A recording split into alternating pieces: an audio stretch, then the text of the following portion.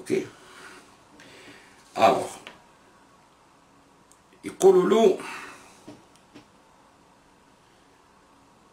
28. Alors, la question est que certains observateurs mettent en avant également les erreurs politiques du fils et sa sous-estimation des rapports de force, en ce qui concerne par exemple le déclenchement de la grève générale en mai 91. C'est vrai qu'en regardant les choses en face, la violence qui s'en est suivie et la guerre qui s'est installée en Algérie ne peuvent être rassurantes pour n'importe quelle personne, normalement constituée. Mais pouvait-on espérer un changement de régime par la voie douce? À dit 91 les élections. C'est كان يقول كاين نروحوا la violence. Alors, n'importe quelle personne normalement constituée. Mais pouvait-on espérer un changement de régime par la voie douce? Personnellement, je ne crois pas aux révolutions feutrées. Mais je ne sais pas les révolutions interlopées. Il 91 لا grève. ويقول لك انا جيت مر 92 مع الفيس هو الريزيدي تاعو يقول لك وي هذه قبل ما يلحوا لهم لي زيليكسيون. Quoi qu'il en soit, le grand défi interne pour nous aujourd'hui est de concilier nos références idéologiques avec les exigences du siècle où nous vivons. Nous prenons conscience que désormais il faut passer à une autre étape. C'est-à-dire لازم نجوانيو بين الايديولوجي تاعنا تسمى اسلاميست تاع تيوقراطيك تاع من الهيك مع الوقت هذا تسمى كل يوم ليطا اسلاميك لازم يكون هكذايا تبعوا مليح. Vous vous intégrez donc dans la perspective de modernisation de l'islam. تسمى تاع la modernisation de l'islam ماشي يقولهم.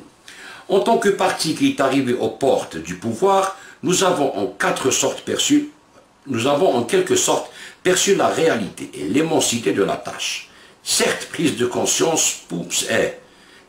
de conscience pousse tout militant à se poser des questions, franchir sa capacité à honorer ses engagements et surtout à concilier ses principes défendus haut et fort avec la réalité concrète.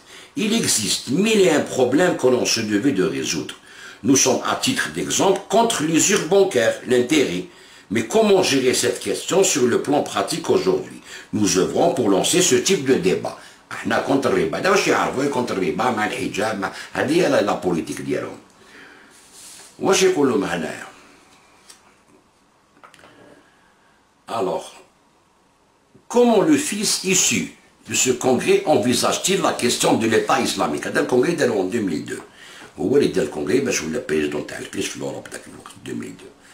Comment le fils issu de ce congrès envisage-t-il la question de l'État islamique? Je pense que nous n'avons pas de problème avec la vision de l'État républicain.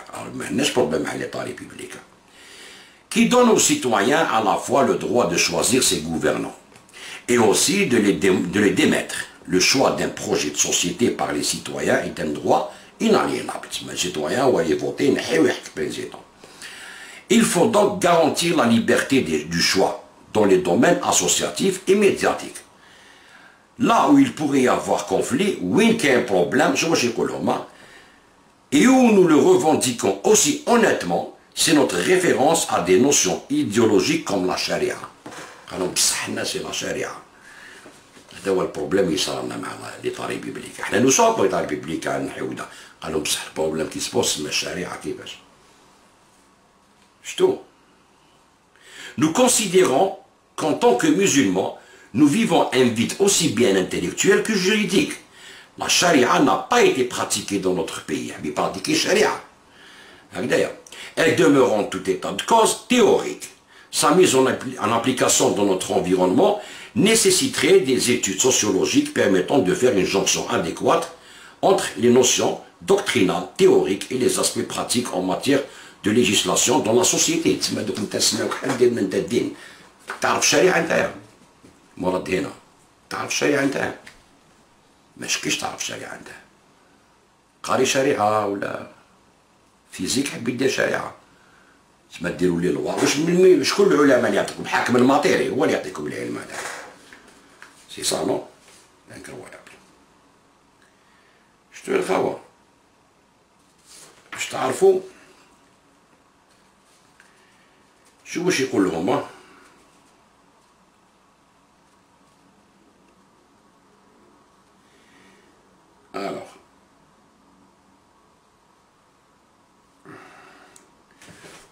lors de sa dernière conférence de presse avec Abbassi Madani la veille de leur arrestation, Ali Belhadj appelait clairement à la résistance armée.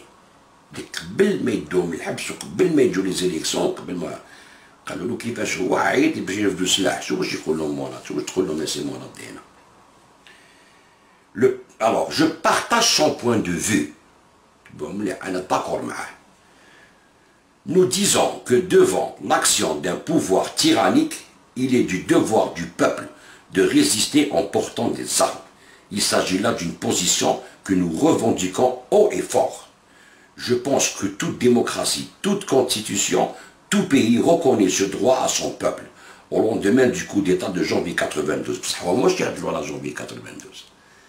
أو يهضر له قبل janvier 92. قال له كاين بالحاج قال رفدوا سلاح. قال له أنا راني معاه. باسكو هذاك البوفوار تيرانيك. alors que le pouvoir حل l'espace public politique. كانوا لي بارتي كانت لا ليبرتي ديكسبرسيون كاع يستعرفوا بها. ما كانش تيرانيك ذاك الوقت. طلق خلاص كنا رايحين فالين ديمقراطي لو كان ما دخلتلناش هذا الكونسير هذا في الوسط قال لك وي حنا نرفدوا سلاح شوي داكور معاه. راهو تحب انت تهضر على خو بن سعد الله يرحمه وتقول باللي كان في الموفي كوتي يا اخي من البون كوتي تاعكم هذا هو انكرويابل.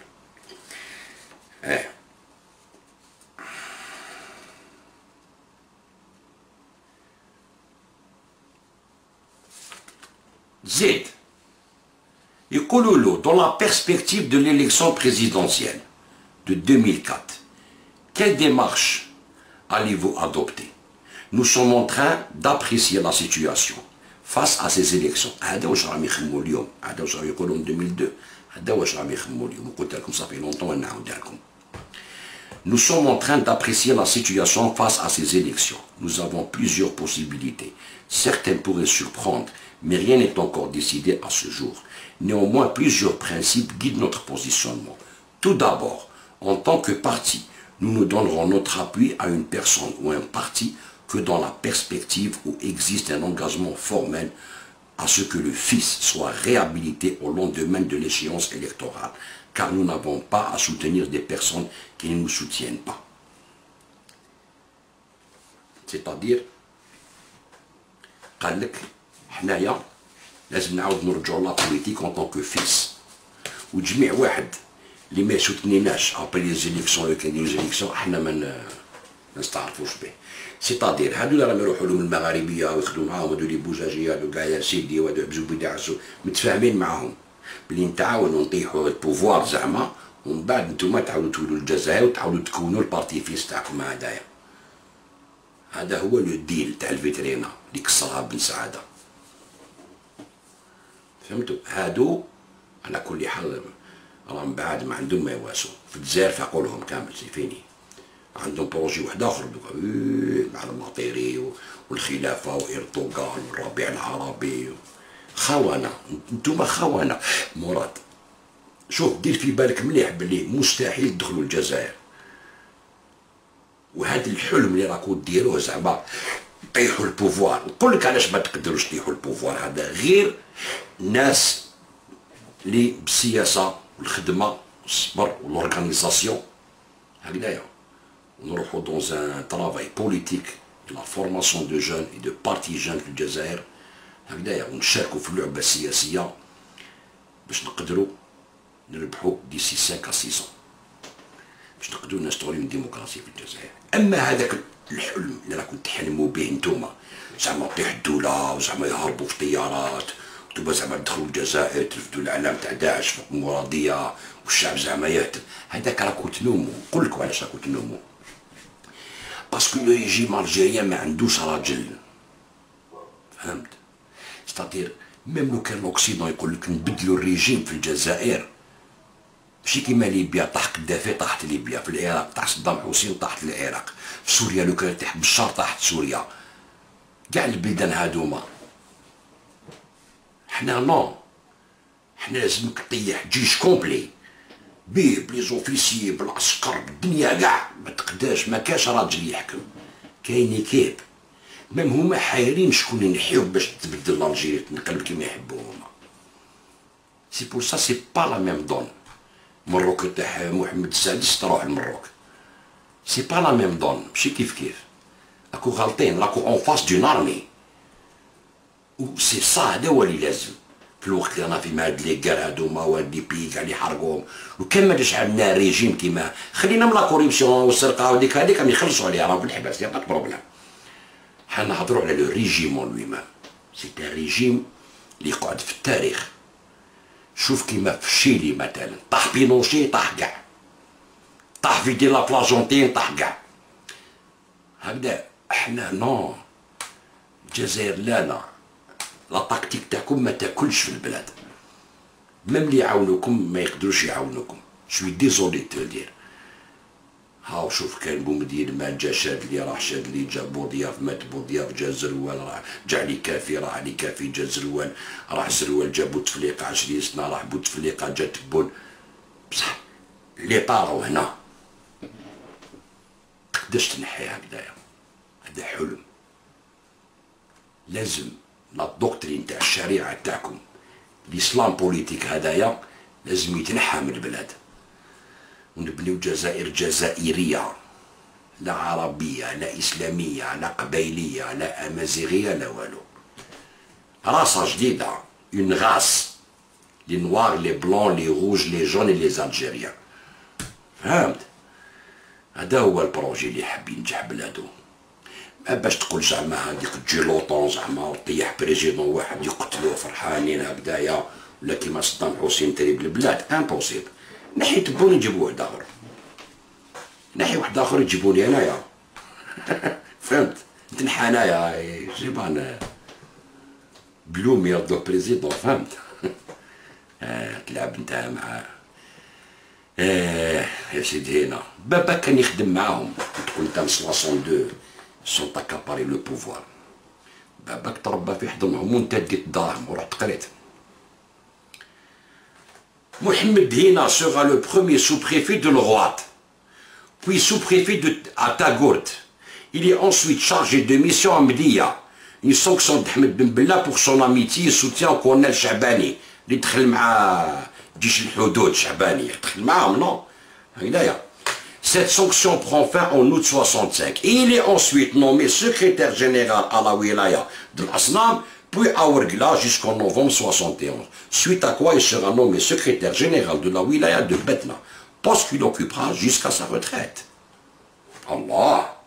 شحمتو كاع مع الدولة تاع 62 اللي راكو تسبوا فيها.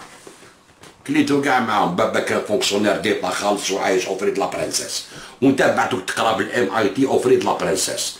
سرق دراهم الجزائريين وتقتل في الجزائريين، ومن بعد سرق دراهم تاع الجزائريين بعتوك تقرا مع وليد تبعت لي زيكسبلوزيف باش تقتل ولادنا. يسكت في المقبره تاع غيليزان. شفت شكون داير؟ بالموس من الموس هذا لارتيك تاع صارا بالموس، وشكون تاع كل جورنال كاع من الموس هذايا، كاع من الموس. فهمت؟ يا واحد الكذاب. فضحكم بن سديره بن سعيده بن سعاده، وانا نقول بن سديره. فضحكم في ضحك حلا. تيوا باش نوري لك يا شوف كيفاش تتمحلس مع الكرامه. عيب. شوف انتوما رشاد. جبهة تحرير وإنقاذ العراق، حركة رشاد الجزائر، حزب الأمة الإسلامي بالسعودية، حركة رشاد الجزائر. وحبيت تدخل الجزائر ديال البوليتيك. جبهة تحرير وإنقاذ العراق.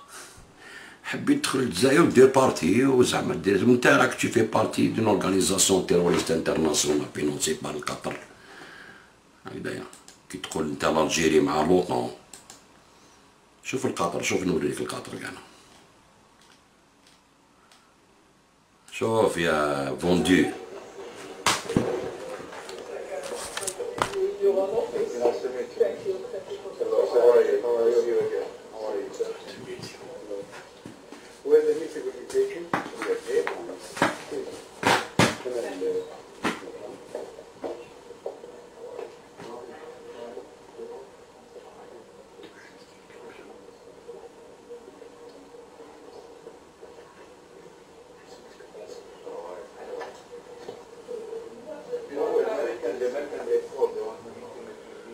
شوف أسيدي هنا شوف.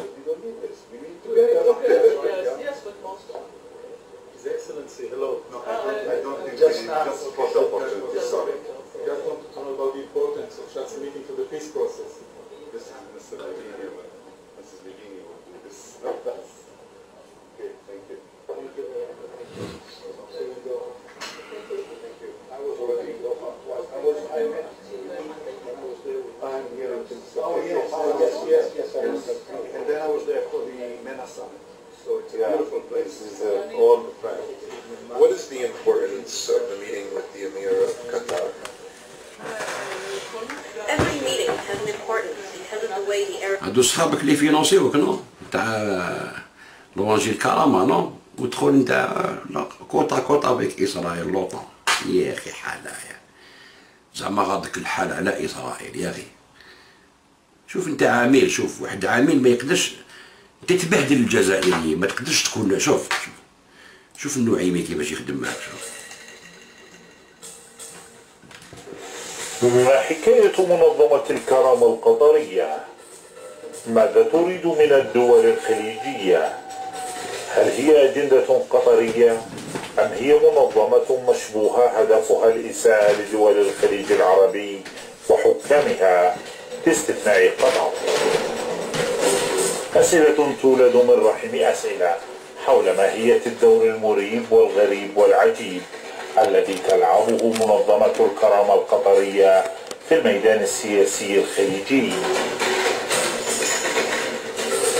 منذ عام 2004 ومنظمة الكرامة شوف كاش محبط راسك. شوف كي توتو انت عندك الشهامة تاع راجل انت باش تحكم الجيري ولديش الجزائري، ما تمسخرش واش بيك. شوف والله كيف محبط راسك. شغل خصك تلبس غير النقاب يا خويا ليك. شوف منذ عام 2004 شو مسكين يا يما. منظمة الكرامة القطرية تتبنى وتدعم أي معارض خليجي باستثناء المعارضة القطرية طبعا، تدعمهم وتعقد لهم المؤتمرات في العواصم الأوروبية. والسؤال النعيمي هذا هو اللي مزوك لكم كامل. هو نجي تقول لي نتايا ندير بوليتيك في الجزائر، تحكم في الجيش تاع الجزائري نتايا يا حسرات. ظاهريا من يمول المنظمة القطري عبد الرحمن بن عمير صديق أمير قطر والمليونير القطري خليفة بن محمد الربان، لكن الحقيقة إن المبالغ المصروفة على أنشطة المنظمة تحتاج إلى ميزانيات دول، وهنا نعتقد أن قطر من يمول المنظمة، والدليل أن المنظمة لا تتناول الشأن القطري إلا نادرا وفي قضايا هامشية، فهي لم تتكلم عن المواطنين القطريين المبعدين ولم تتكلم عن الشاعر محمد بن الذيب العجمي. هذه مأساة، أنا أعتبرها مأساة في شبه الجزيرة العربية، لا العصر القديم ولا العصر الحديث مر بهذا الإنسان. 6000 شخص يجردون من جنسيتهم، من أملاكهم، من حقوقهم، من هويتهم، حتى في الأراضي المحتلة ما صار شيء. هذا جواتي القطري اللي من حاكم الدولة، سمعت انت وللأسف أنها سكت بأي ذنب. سمعت انت بأي اسم نحاولوا سيتوانيتي تاعو باسكو دار شعر لا فامي رويال. شوف الحين أصبح ورقة ما في فايدة. هو احنا أروح لأي دولة ما تترك. منظمة الكرامة القطرية تخاف من الإعلام، لذلك لديها مشاكل كثيرة ومتعددة مع الإعلام والإعلاميين وبعض المؤسسات الإعلامية.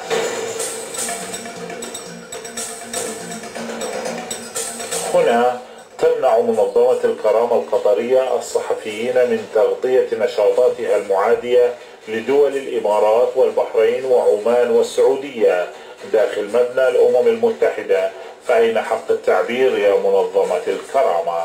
عندكم مشكلة بالإعلام مثلا؟ ما عندنا مشكلة إطلاقا، بس في سبتمبر عام 2012 أقامت منظمة الكرامة القطرية مؤتمرا كبيرا جدا للمعارضة الخليجية باستثناء قطر. هنا يظهر في الصورة المعارضة البحرينية الدنماركية مريم الخواجة ابنة الانقلابي عبد الهادي الخواجة، وكذلك الشيعي العراقي خالد إبراهيم المتزوج من إحدى قياديات حزب الله. لم يسمحوا للصحفيين أن يسألوا. انظروا كيف تحرك القطري عبد الرحمن بن عمير من مكة. شوف كيفاش يعطيك في لي زوردر، يا تخدم على لي زوردر نتاع هذا، وغدوه انت تجي تحكم في شنقريحه وليطا ماجور الجيريان، ما تمسخرش بيك انت مهبول ولا؟ انت عامل تاع هدايا، كيفاش تحب انت غدوه تحكم ليطا ماجور الجيريان وانت تمد الميزانيه تاع الجيش وانت تقول لي واش يديروا؟ سبحان الله يا امبوسيبل يا محمد، انت خدام. سمع شوف مكانه ليقول للمنظمين لا تفتحوا مجال الأسئلة. وسكتة صحفية عراقية تعلن اعتراضها.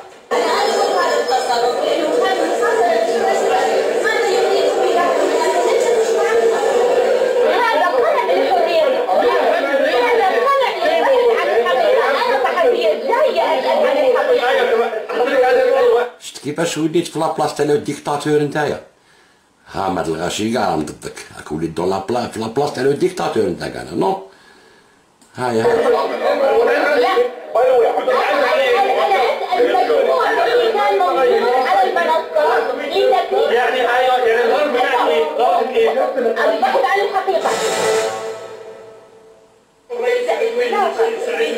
بين الباحثين عن الحقيقة بهذه الطريقة القمعية، كل اللي طلبناه انه اعطونا حق نسأل.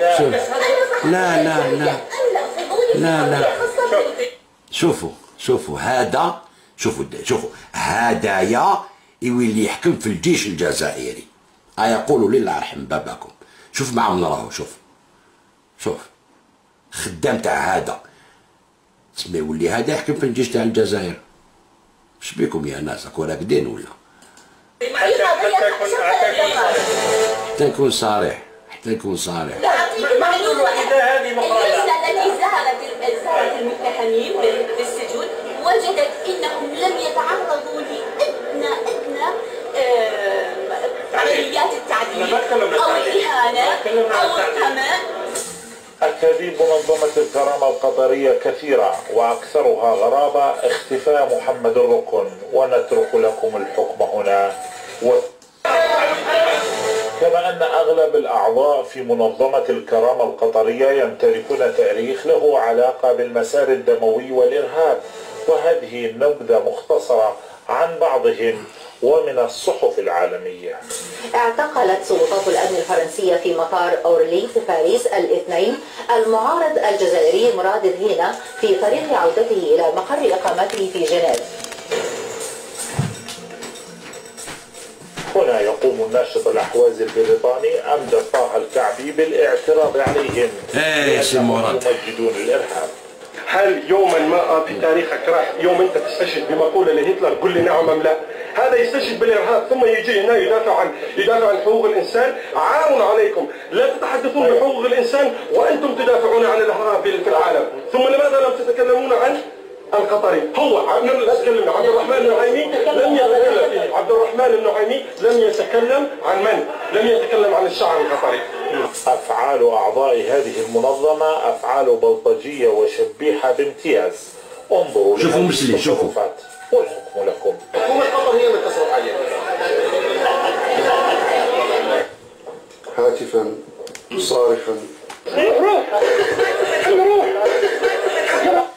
شتو يا الجزائريين، حنا كي نقول لكم تقولوا راكم مع الدولة، ننبهوا فيكم ردوا بالكم. هادو خونه، شوف خدامين عند القطريين يا سيدي سبير مسلي. شتو مع خدامين عندهم، كيفاش هادو غدوه يجوا يمدشوا الجزائر؟ مستحيل، ما عندكمش لافونير في الجزائر نتوما. نقيوكم من الحراك، نخرجوكم من الحراك هذا، تخرجوا كي نتوما كي كاع الناس اللي حابين ديتورنيو الحراك هذا وما قدرتوش ديتورنيوه، وليتو تقولوا راكم بن سعاده راه يكتب على الحراك وراه يسب الحراك. سيفوني وريت لك لي دوكيومون، تهلاو في روحكم. وهاي لا ريبونس ديالي ومازال نزيد نجيك هكذايا. تهلاو في روحكم، بالك الطوموبيلات جبهه التحرير تخلف الدار، جبهه التحرير تاع 54 ماشي هادوما. اوكي.